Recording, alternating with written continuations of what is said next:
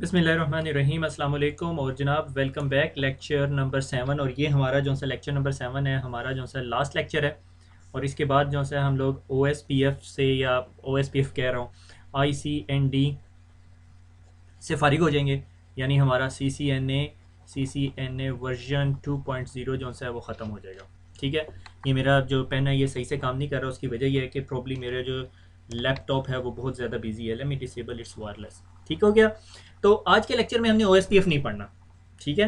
अगर हमने ओ S P F नहीं पढ़ना तो इस लेक्चर का नाम ओ एस पी एफ क्यों है, वैसे ही मजाक मजाक किया मैंने आप लोगों के साथ। ठीक है।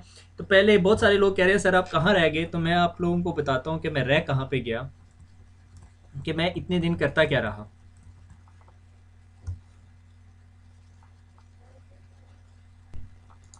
मैंने और अब्दुल्ला ने मिल के एक दिन हम बैठे हुए और हमने ये वीडियो बनाई, तो मैं ये आपके साथ शेयर करना चाहता हूँ। ये हम लोगों ने अपने हाथ से पेन से वैक्यूम बैम्बू के साथ बनाई है, फ्रेम बाय फ्रेम बनी है वीडियो। और ये वीडियो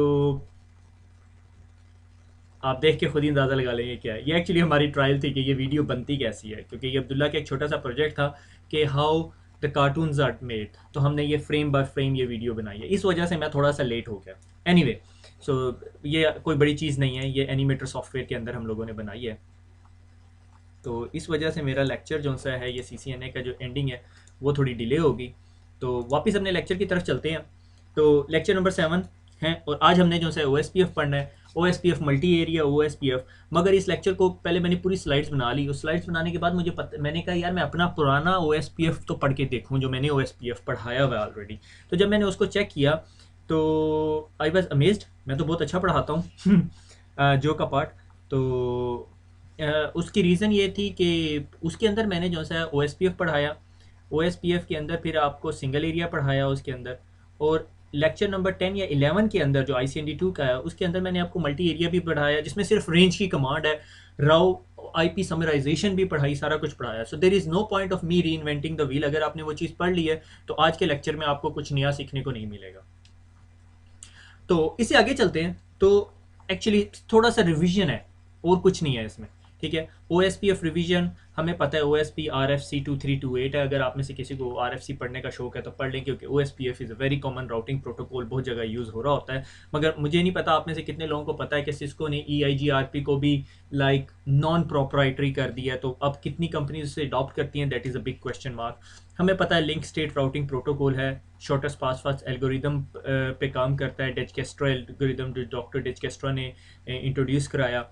ठीक है। और उसके अंदर फिर मुझे अच्छी तरह याद है कि मैंने आप लोगों को डिटेल में दिखाया कि एक राउटर अपने आप को टॉप पे रखता है और पूरी टोपोलॉजी को उसी तरह इन्वेंट करता है, और वो शॉर्टेस्ट पाथ फर्स्ट एल्गोरिदम उस तरह रन करके तमाम पर सी पी यू यूटिलाइजेशन बहुत ज़्यादा यूज़ करता है। उसका कॉन्स क्या है, उसका नेगेटिव पॉइंट क्या है कि वो सी पी यू यूटिलाइजेशन बहुत ज़्यादा यूज़ कर रहा होता है। ठीक हो गया। आगे फिर उसके बाद हमने देखा लिंक स्टेट एडवर्टीजमेंट होती है आफ्टर एवरी 30 मिनट्स।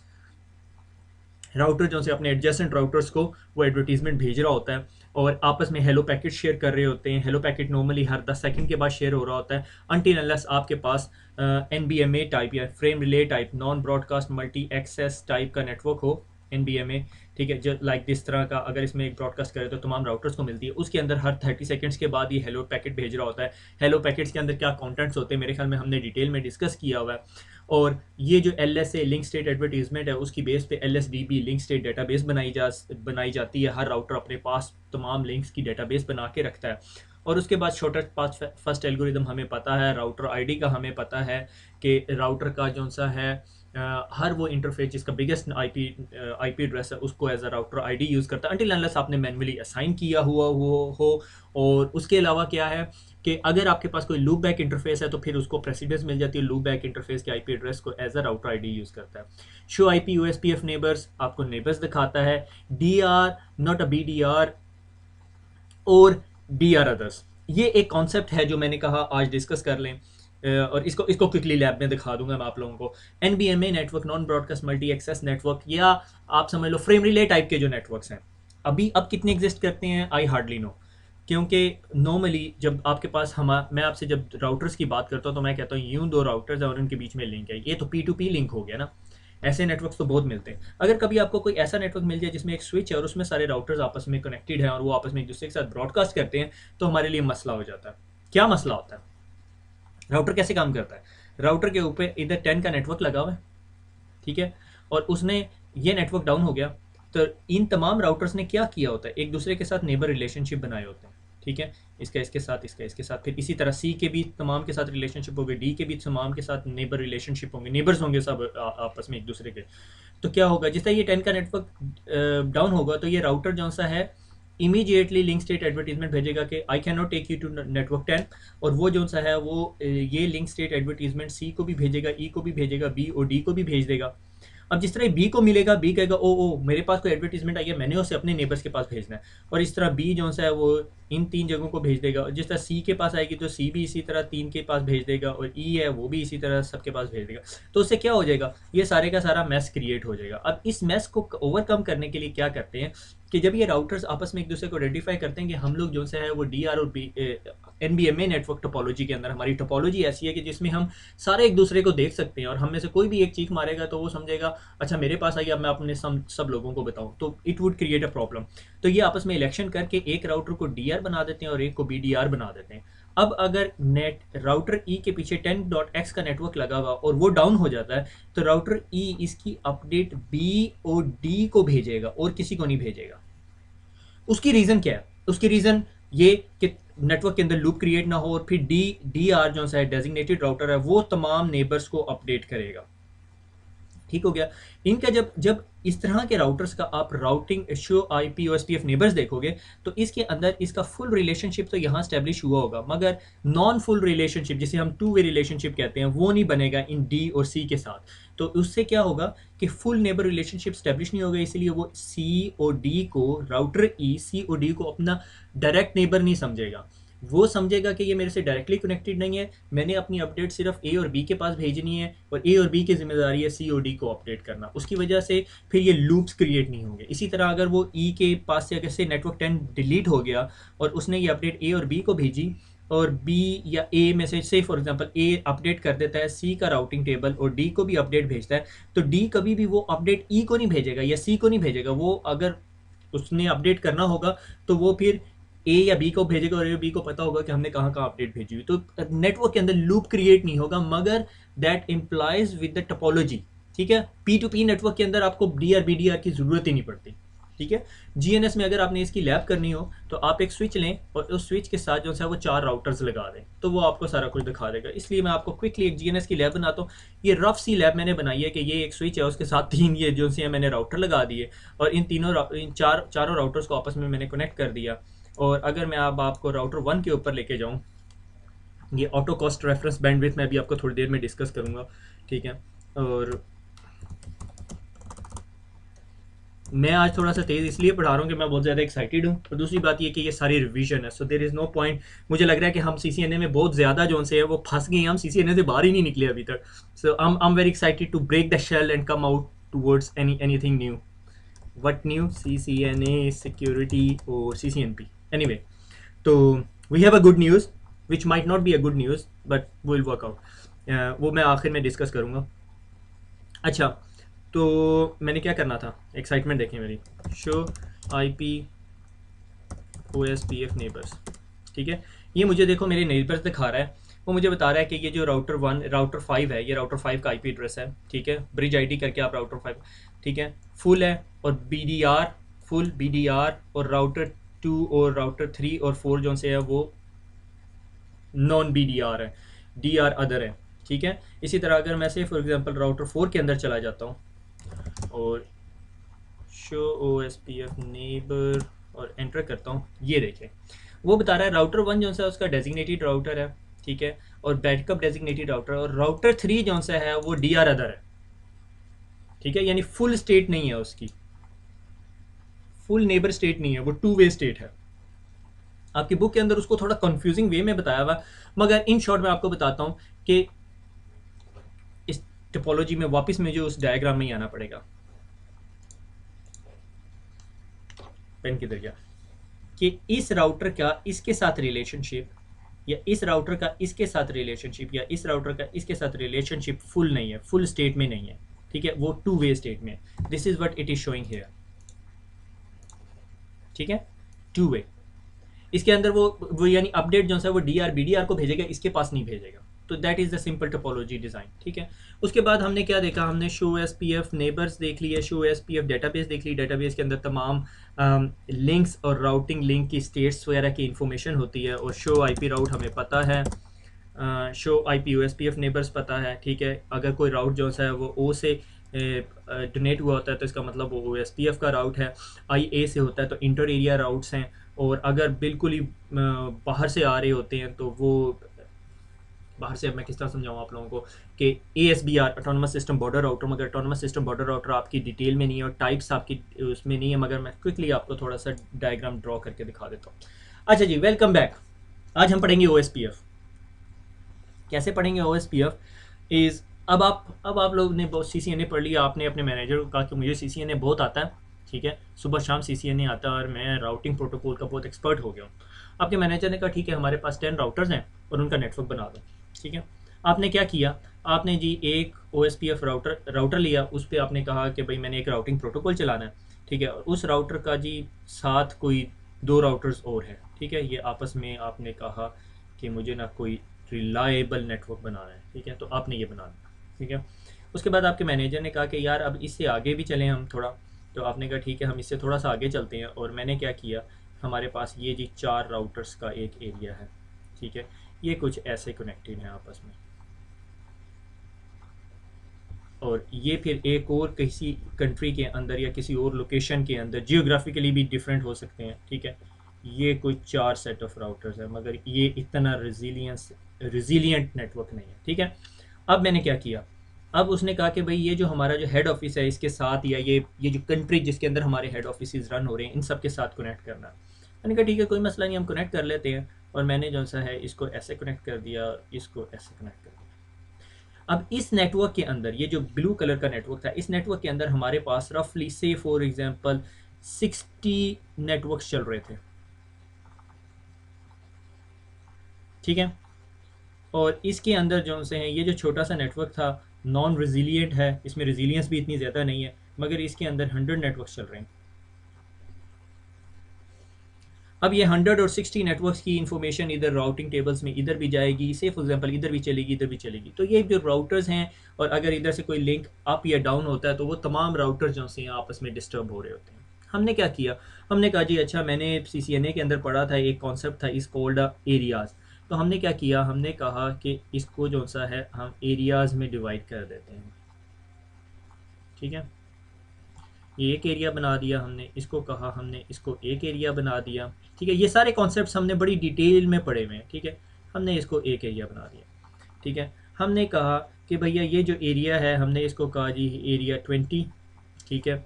और इस ब्लू वाले को कह दिया हमने जी एरिया 10, और हमने इसको कह दिया ये हमारा एरिया 0, ठीक है। और एरिया 0 जिस तरह आपको पता है उसको बैकबोन एरिया कहते हैं, ठीक है। और एक ऐसा राउटर जो दोनों एरियाज के अंदर बैठा हुआ है, तो मैं इस जगह पे यही भी BDR लग रहा है, ये भी BDR, इस राउटर को ना सॉर्ट ऑफ यहाँ इन द मिडल होना चाहिए था। तो हमने कह दिया ये जो राउटर हैं जो 2 एरियाज को आपस में जोड़ रहे हैं इस कॉल्ड एरिया बॉर्डर राउटर। इस एरिया के राउट्स की इंफॉर्मेशन देने की ज़रूरत नहीं है, इस एरिया को इस एरिया के राउट्स की इंफॉर्मेशन देने की ज़रूरत नहीं है, मगर एरिया 0 के पास तमाम नेटवर्क्स की इंफॉर्मेशन होनी चाहिए। और OSPF का डिज़ाइन रिकमेंडेशन ये कहती है कि तमाम एरियाज जो से हैं वो आपस में सारे के सारे एरिया 0 को कनेक्ट होने चाहिए, ठीक है। आप में से कुछ लोग कह रहे हो व्हाट इफ़ कि मैं एक नेटवर्क डिज़ाइन कर रहा हूँ और मेरे पास कोई ऐसा एरिया है जो एरिया 0 से कनेक्ट नहीं हो रहा, ठीक है। तो मैं आपको अगर स्ट्रिक्टली कहूँ तो मैं आपको कहूँगा नहीं जी आप इसको कनेक्ट कर ही नहीं सकते। से फॉर एग्जांपल ये मेरे पास एरिया 0 है और उसके साथ आपने ये जी 4 एरियाज़ में ला दिए, एरिया 10, 20, 30, 40। अब आपके पास कहीं यहाँ पर एक एरिया आ गया, मगर आपने इस एरिया से गुजार के लाना है, तो मैं आपको कहूँगा नहीं जी ऐसे नहीं हो सकता, ठीक है। मगर उसके अंदर फिर जो है वो वर्चुअल लिंक्स के कॉन्सेप्ट आ जाते हैं कि वर्चुअल लिंक क्रिएट करके और इस लिंक को जो है एरिया 0 से जोड़ा जा सकता है, but it's beyond the scope of CCNA। ये CCNA में नहीं डिस्कस करेंगे, हम CCNP जब पढ़ेंगे तब हम बात करेंगे इसके ऊपर, ठीक है। तो हमने क्या किया, एरिया बॉर्डर राउटर बना दिया। अब एरिया बॉर्डर राउटर से होता ये था कि 100 के 100 नेटवर्क्स के राउट्स इधर आ रहे हैं, 60 नेटवर्क्स के राउट्स इधर आ रहे हैं। मैं ये नहीं चाहता, मैं चाहता हूँ यार इन सारों के राउट्स की ना कोई समरी बना के भेज दो मेरे पास, ठीक है। तो हमने एरिया बॉर्डर राउटर OSPF के अंदर सिर्फ 2 सेट ऑफ राउटर्स ऐसे हैं जो समराइजेशन कर सकते हैं, ठीक है। मगर समराइजेशन की कुछ लिमिटेशंस भी हैं, ठीक है, कि कंटीजियस राउट हो तो हम उसे समराइज कर सकते हैं। ऐसा नहीं होगा कि आपके पास एक राउट हो 1.1.1.1 और एक हो 2.1.1.1, एक 3.1.1.1 और फिर एक 100.10.1.10। ऐसे राउट्स को आप कंटीजियस राउट्स नहीं है, आप इसको समराइज नहीं कर सकते किसी तरह, ठीक है, अंटिल आप 0 0 0 कर दें ठीक है। तो इस चीज़ ये काम जो है हमारा एरिया बॉर्डर राउटर पे हो रहा होता है। बजाय इसके कि वो 60 के 60 राउट्स आए, मैं 60 राउट्स को समराइज करता हूँ तो I will end up as 5 routes बन जाते हैं मेरे पास, ठीक है। मैंने कहा जी ये 5 राउट्स जो से हैं मैं समरी राउट के ज़रिए इस राउटर के पास पहुँचा देता हूँ। इसकी हमने एक लैब की हुई है OSPF का, जिसे मैंने लेक्चर बताया हुआ है। और सिर्फ डिफरेंस क्या है कि वहाँ पे एरिया 10 रेंज और रेंज की कमांड के साथ वो समरी राउट दे देना, ठीक है। मगर उसको करने के लिए आपको समराइजेशन पढ़नी पड़ेगी।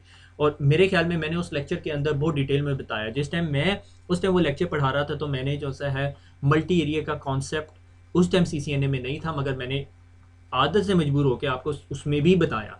तो लैब उधर की हुई है हम लोगों ने, इसलिए मुझे there is no point of me arranging the lab again here कि भाई यहाँ मैं दोबारा लैब बनाऊँ और आप लोगों अगर उस सीक्वेंस में पढ़ते आ रहे हैं जिस सीक्वेंस में मैंने लेक्चर रिकॉर्ड किए हुए हैं, ICND 1 पढ़ा, ICND 2 पढ़ा और उसके बाद न्यूअर ICND 1 पढ़ा, नियर ICND 2 पढ़ा, दैट्स एनफ, ठीक है। और अगर इस लेक्चर को पढ़ने से पहले आप एक दफ़ा दोबारा वो CCNA के OSPF 1 और OSPF 2 पढ़ें तो आप ये कहेंगे ये there is no point of me reading it, क्योंकि वहाँ पे मैंने बहुत डिटेल में उसे बताया हुआ है, मैंने वो एग्जांपल्स भी दी हुई हैं।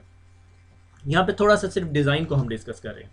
अच्छा, तो ये जो सा ABR राउटर जो है ना आपका, वो एरिया बॉर्डर राउटर जो है वो आपका समराइज करके दे देगा राउट्स, ठीक है। और आपके जो कोर है फिर उसका राउटिंग टेबल स्वेल नहीं करेगा, बड़ा नहीं होगा, ठीक है। और इसी तरह यहाँ पे भी जो राउटर आपका ABR होगा वो नेटवर्क जो 100 नेटवर्क्स हैं, से फॉर एग्जांपल उसके समरी राउट जो है 6 या 7 बनते हैं। कभी ऐसा भी हो सकता है कि 100 नेटवर्क के समरी राउट जो है एक भी बन सकता है, डिपेंड करता है कि आपके पास उधर एड्रेसिंग कैसी की हुई है आप लोगों ने, उसका समरी करने के बाद आप इधर दे देंगे। तो एक्चुअली जो 160 राउट्स की जगह मेरे पास रफली 11 राउट्स मेरी कोर में पड़े हुए होंगे, so that would be more easier, ठीक है। और उसके बाद एक और टाइप ऑफ राउटर जो सा आपकी बुक ने डिस्कस नहीं किया हुआ इस called ASBR, autonomous system border router. Autonomous system border router जो सा है वो कोई ऐसा राउटर होता है जो किसी और ऑटोनमस सिस्टम से कनेक्ट हो रहा है और मे बी वहाँ पे EIGRP चल रहा है, ठीक है। और एक कॉन्सेप्ट है राउटिंग के अंदर इस कॉल्ड रीडिस्ट्रीब्यूशन।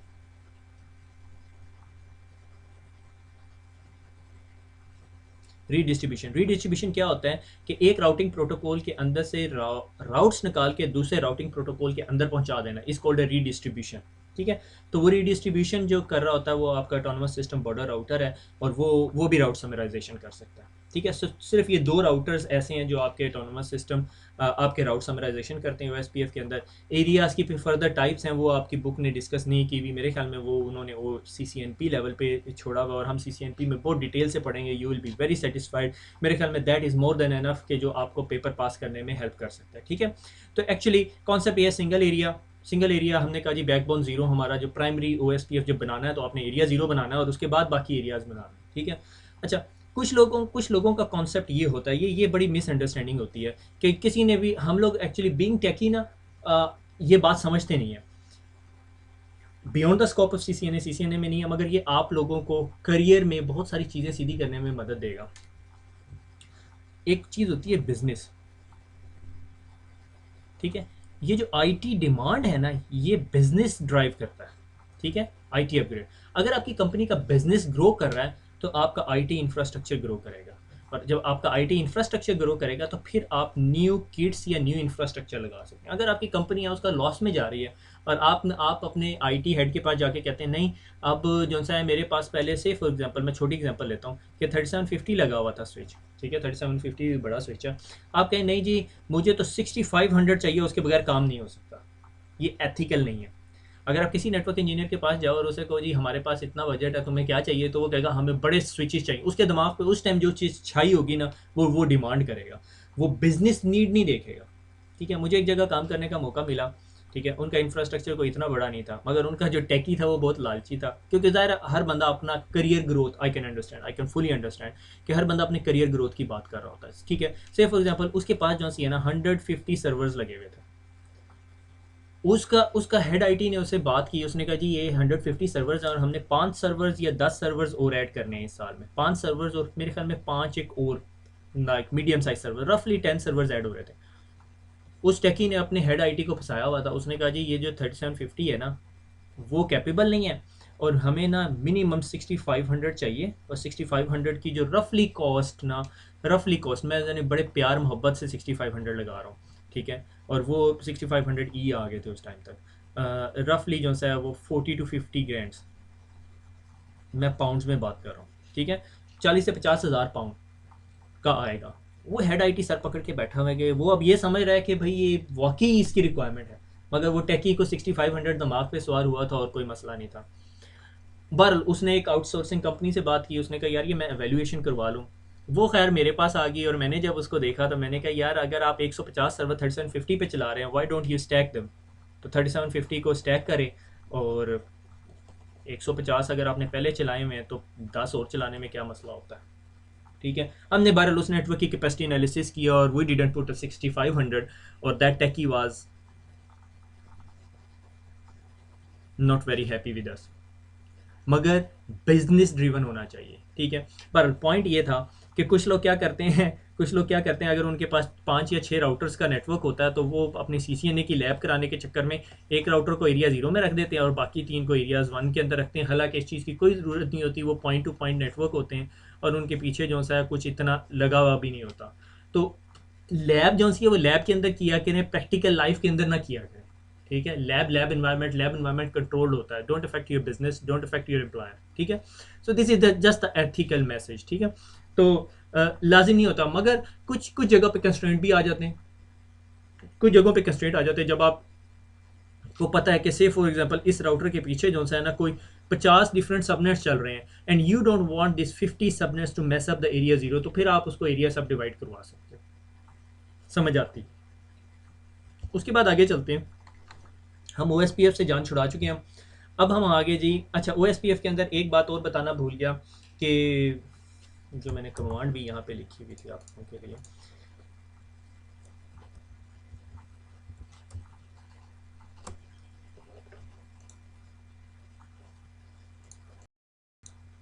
अच्छा जी, auto cost reference bandwidth, auto cost reference bandwidth, ठीक है।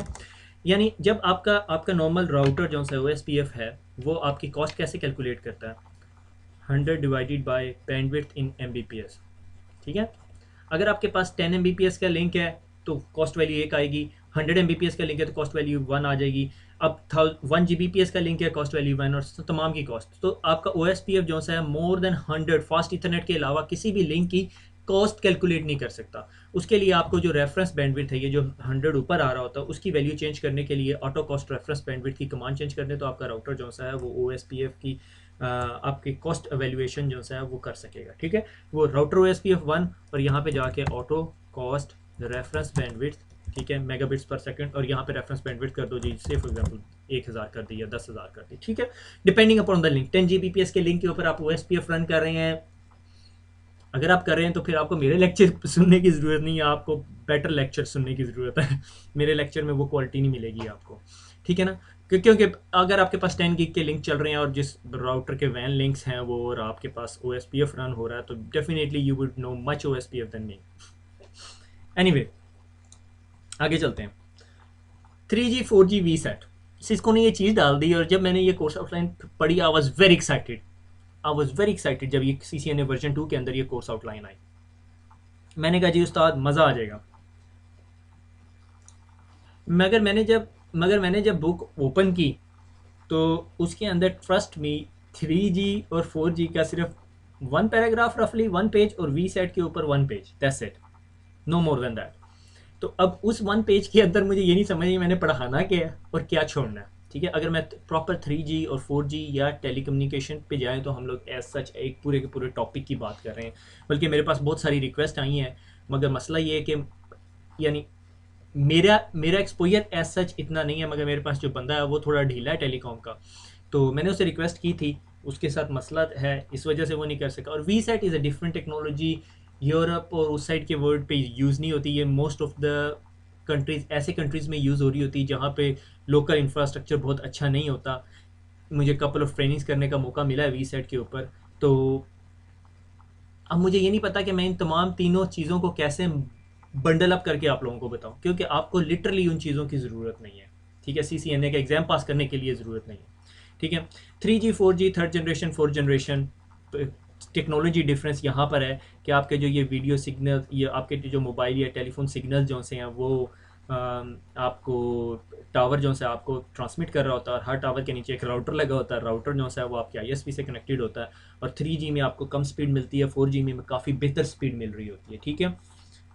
लाइक फॉर एग्जांपल अगर मैं आपको 3G 4G का कंपैरिजन बताऊं, तो मेरे पास जो सा है an year ago 3G connection था, और 3G कनेक्शन की रफली स्पीड जो सी आपको 4 से 5 Mbps मिल रही होती है डाउनलोड, ठीक है। और 4G अगर आपके पास बहुत अच्छे सिग्नल हैं तो आपको 60 Mbps भी मिल रही होती है। Trust me, I am not lying. मुझे मेरे ख्याल में अपने ना आईफोन की स्नैपशॉट पिक्चर लेने के बाद ना यहाँ लगानी चाहिए थी, ठीक है।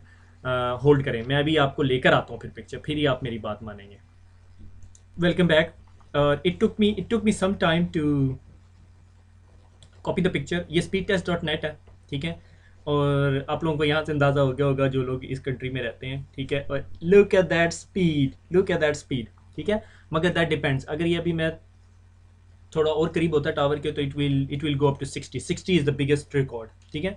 सो ये यानी आपको 4G के ऊपर ये स्पीड मिलती है, ठीक है। तो इससे फारिग होने के बाद मैं आपको अगली चीज़ बताता हूँ जी। वी सेट क्या है? वेरी स्मॉल अपर्चर ट्रांसमिशन, ठीक है। आपके पास जी ये एक सेटेलाइट डिश होती है, ठीक है, और उसके ऊपर जौन सा है वो उसकी कम्युनिकेशन हो रही होती है सेटेलाइट के साथ, ठीक है। और वो आप using that Jio stationery satellite जो है आप लोग कम्युनिकेशन कर सकते हो, ठीक है। आपके पास फिर वी सेट से कम्युनिकेट करने के लिए IDUs ODUs होते हैं, इंडोर यूनिट और आउटडोर यूनिट्स होते हैं। और दो लोकेशन जो बहुत फार हों, या दो लोकेशन जो ऐसी जगह पर हो जहाँ पर आप लोग कम्युनिकेशन नहीं कर सकते, तो फिर आप लोग वी सेट को यूज़ करते हैं। और इसके अंदर एक और कॉन्सेप्ट भी यूज़ होता है, इस कॉल्ड कि आपके पास वी सेट की एक हब होती है, और तमाम जो स्टेशन जो से हैं आपके लाइक 100 या 200 डिफरेंट लोकेशंस होती हैं वर्ल्ड वाइड, जिनके पास सारी जगह डिश लगी हुई होती है, वो सारी की सारी उस सेटेलाइट पे जा रही होती है, और सेटेलाइट से सारी कम्युनिकेशन आपके पास आ रही होती है। इसका एक थोड़ा सा डिसएडवांटेज है वी सेट का, is that it need natural time delays हैं, लाइक 250 to 500 मिली सेकेंड्स का टाइम डिले है वी सेट का, क्योंकि सिग्नल ने पूरे सेटेलाइट तक जाना, सेटेलाइट से वापस आना है, तो वो नेचुरल डिले होता है उसके अंदर, ठीक है। और दैट इज़ इट। तो this is all what you need to do, you need to learn to pass your CCNA exam. तो एक्चुअली मैंने अगर पूरी कोर्स आउटलाइन को तसल्ली से देखा जाए तो हम लोगों ने ऑलमोस्ट हर चीज़ कवर कर ली है, ठीक है। वंस अगेन मैं आप लोगों को बताता चलूँ, मुझे ज़रा क्विकली वेबसाइट खोल लेने दें।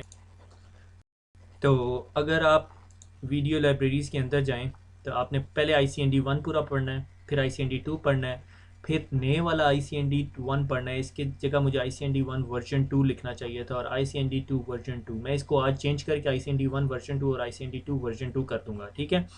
तो ये सारी चीज़ें आप पढ़ लोगे तो आप CCNA एग्ज़ाम के लिए रेडी हो। और अगर मैं आप सिस्को की वेबसाइट के ऊपर जाएँ तो ये 90 मिनट्स का एग्ज़ाम है, पूरे का पूरा CCNA, 50 से 60 क्वेश्चन है, और रजिस्टर आपने करना है PSN VUE की वेबसाइट के ऊपर, ठीक है। और review your exam question, exam tutorial के बारे में, एग्ज़ाम टॉपिक्स, ठीक है। एग्ज़ाम टॉपिक्स के अंदर 6% exam operation of IP data network के बारे में है, 20% एग्ज़ाम लैब स्विचिंग टेक्नोलॉजी के बारे में है, 20% IP version 4 and IP version 6। Before you sit in the exam make sure you no IP version 4 and IP version 6। और IP वर्जन 4 के अंदर सब नेटिंग, सुपर नेटिंग, सारा कुछ आना चाहिए।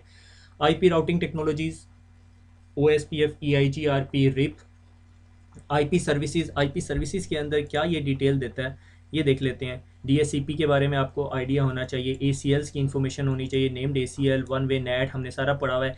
FHRP सिस्को बहुत फोकस कर रहा है इस चीज़ के ऊपर, so make sure you know about that. SNMP version 2 version 3, syslog output, सारा कुछ हमने पढ़ लिया है, ठीक है। इसमें कोई ऐसी चीज़ नहीं है जो हमने ना पढ़ी हो, ठीक है। उसके बाद फिर आगे आ जाता है नेटवर्क डिवाइस सिक्योरिटी, वो SSH टाइप की चीज़ें, ठीक है। स्टिकी मैक एड्रेस हम लोगों ने पढ़ा है, पोर्ट सिक्योरिटी पढ़ा है, ACLs पढ़ा है, ठीक है। और ट्रबल शूटिंग और वैन टेक्नोलॉजी। तो आप लोग देख रहे हो कि आपने अगर एग्जाम में मेन फोकस करना है तो ट्रबल शूटिंग हर टॉपिक के साथ है। वैन टेक्नोलॉजीज़, अब ये देखें, वैन टेक्नोलॉजीज़ के अंदर metro, ethernet, V SAT, cellular technology, MPLS, T1, E1, DSL, frame relay, cable, VPN, ये सारी चीज़ें वो है जो हम लोगों ने डिस्कस की हुई है। एक एक पैराग्राफ, दो दो paragraph, no nothing more than that, ठीक है। PPPoE हम लोगों ने डिस्कस किया है, वैन सीरियल कनेक्शन, PPP के बारे में मोस्टली क्वेश्चंस हैं एग्जाम के अंदर, मगर that is just 10% of exam. 20-20%, 20-20-20 and 20, 10-20-30-40-50-60-70-80, 86% exam, 86% exam. Land switching technology आपको पता होना चाहिए, spanning tree, OS, spanning tree loops और ये वो, IP एड्रेसिंग का पता होना चाहिए, IP राउटिंग टेक्नोलॉजीज का पता होना चाहिए और ट्रबल शूटिंग का पता होना चाहिए। ये आपने कर लिया, you are through the exam, ठीक है। बाकी ये छोटे छोटे टॉपिक्स हैं, ये तो कोई मसला नहीं है। तो देख लें आपका IP version 4, LAN switching, IP routing और troubleshooting, these are the things that you need to do, ठीक है। और व्यू एग्जाम डिटेल, अगर आपने एग्जाम डिटेल देखनी है तो आप एग्जाम डिटेल्स में जा सकते हैं। और review your exam question, type of exam question कैसे से आएंगे, तो ये आप लोगों को सारा पता होना चाहिए, एग्जाम क्वेश्चन किस किस्म का होगा। ये मैं बहुत दफ़ा ट्यूटोरियल दे चुका हूँ, there is no point of me asking telling you again and again. आप लोग प्रोफेशनल लाइफ के अंदर हैं, प्रोफेशनल एग्जाम देने जा रहे हैं, ठीक है। अभी बहुत सारे क्वेश्चन मेरे से लोग ये पूछते हैं, ये ड्रैग एंड ड्रॉप टाइप के क्वेश्चन होते हैं, इसमें आपको ड्रैग एंड ड्रॉप करना होता है, ठीक है। इस तरह के 3 या 4 क्वेश्चन हैं एग्जाम के अंदर, और यहाँ पे वैल्यूज़ पुट करनी है। से मुझे अभी तक याद है, मुझे जब मैंने शुरू में एग्ज़ाम दिया था CCNA में, 1999 की बात बता रहा हूँ, तो मुझे एक इस तरह के एग्ज़ाम में क्वेश्चन आया था, राउटर पर रिप ऑन करना। एंड ऑलवेज मेक श्योर जब आप ये इस तरह के सिमुलेशन एग्जाम कर रहे हो जिसमें राउटर की कंसोल दी हो, तो राइट मैम ज़रूर करना है एट। और ये आपकी दोबारा समरी आ गई, ठीक है, वही सारी चीज़ें, ठीक है, कि आपकी ये तमाम इन्फॉर्मेशन जो हम लोगों ने डिस्कस की हुई है। अगर खुदा न खास्ता कोई एक ऐसा टॉपिक जो मैंने डिस्कस नहीं किया और रह गया, तो आपने क्या करना है, बुक पकड़ें और रीड कर लें, ठीक है। लाइक एडमिनिस्ट्रेटिव डिस्टेंस हमने डिस्कस किया हुआ है, ठीक है। OSP ऑफ वर्जन 3 डिस्कस किया हुआ है। राउटर ID आज हमने डिस्कस कर ली, राउटर ID पहले भी है, राउटर ID कमांड से राउटर ID दे देते हैं, ठीक है। और इसी तरह VLANs हो गया, ठीक है। और EIGRP हमने देख लिया, CP देख लिया, नेम्ड एक्सटेंडेड ACL मैंने अपनी तरफ से बेस्ट शॉट दी है। बाकी आप लोगों पे डिपेंड करता है आप CCNA कब करना चाहते हैं, अब करना चाहते हैं या पहले थोड़ा सा रिलैक्स करके करना चाहते हैं, या थोड़ा और हैंड्स ऑन करके करना चाहते हैं, इस अप टू यू। मगर ये लेक्चर पढ़ने के बाद एक दफ़ा बुक को स्किम थ्रू कर लीजिएगा, शायद अगर एक आधा पैराग्राफ या कोई एक आधा छोटा सा टॉपिक रह गया तो you can cover it up, ठीक है। और ऑल द बेस्ट, दुआ में याद रखें। और वंस अगेन अगर आपको कोई टेक्निकल क्वेश्चन है तो उर्दू IT अकेडमी के डिस्कशन फॉर्म के ऊपर या फेसबुक के मेन पेज पे, फेसबुक पे पर्सनल मैसेज ना कीजिएगा, literally I am not reading it, trust me I am not reading those messages, ठीक है। खुश रहें, दुआओं में याद रखें, नई सीरीज़ में मुलाकात होती है। अल्लाह हाफिज़।